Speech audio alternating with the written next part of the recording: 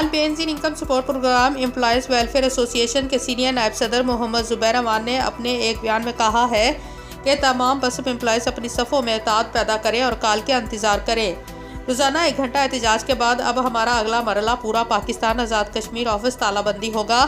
जुबैर अवान ने वफाकी हुकूमत से अपील की है कि हमारे मुतालबात 16 दिसंबर तक माने जाए, नहीं तो 19 दिसंबर से इस्लामाबाद पार्लियामेंट के सामने दमादम मस्त कलंदर होगा।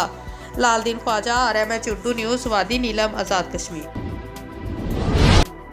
खबर शामिल करते हैं कानपुर से हमारे तहसील रिपोर्टर की, जहाँ कानपुर के जिली सदर इंसाफ स्टूडेंट फेडरेशन कानपुर के अबू हुरैरा की साबिक वज़ीर आज़म चेयरमैन तहरीक इंसाफ इमरान खान से ज़मान पार्क में मुलाकात में चेयरमैन तहरीक इंसाफ इमरान खान ने जिली सदर इंसाफ स्टूडेंट फेडरेशन के अबू हुरैरा को बेहतरीन कारकर्दगी पर सराहा और तारीफी सनद से नवाजा।